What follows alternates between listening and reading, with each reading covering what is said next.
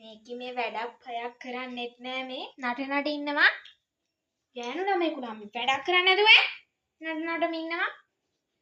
Phone එක ටොට්ටොක් ගගා ඉන්න තරම් කිසිම දෙයක් නෑ මේකට. තු ගාන්න ගියාම මන හැරෙනවා අපේ. ගෙදර කවුද? ගෙදර කවුද? මේ ෆැෂන් එකක් කීතක්කට නැන්ද. ගෙදර කවුද? ලලිත අක්කේ. ලලිත අක්කේ. ලලිත අක්ක නැද්ද මන්දා? චුට්ටක් කොණ්ඩේ දාන්න කතා කරන්නේ. අනිවාර්යෙන්ම ලතා වෙන්න. ගිහින් බලමුකෝ. ලතා මේ දැක්කේ හුඟ කාලෙක ඉන්නේ. අයියෝ මන් දන්නේ.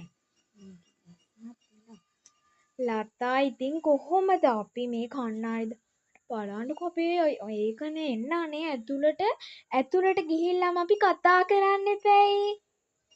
අක්කේ ගෙදර ඇතුළට එහෙනම් යන්කෝ. අක්කේ මම්මි ඔයාට කතා කරන්න ආවේ මේ මගේ කොණ්ඩේ. මං ඊ සැලුන් එකට ගිහිල්ලා මගේ කොණ්ඩේ හැදුවා අක්කේ. ඒ වගේද මම්මී ඉතුරු වෙන පොල් කටු පොල් එලි වලින් අලුත් බිස්නස් එකකුත් පටන් ගත්තා. දැන් මේකට ඊරිසියක් නෑ අක්කේ මං හිතුවා අක්කටත් ඉතින් මේකේ අපිට නැති බිස්නස් කරන්නේ මේකට කොහෙන්ද ඒක? දපන්කෝ මං හොඳ වැඩක් කරන්න. කෙල්ලේ මං එදි ගේ අතු ගහලා දාපන් මං වැඩකට ගිහින් එන්න. මේකේ අපිට නැති බිස්නස් කරන්න. දපන් කරන්න හොඳ වැඩක්.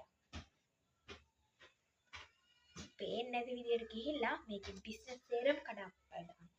දපන්කෝ කරන්න.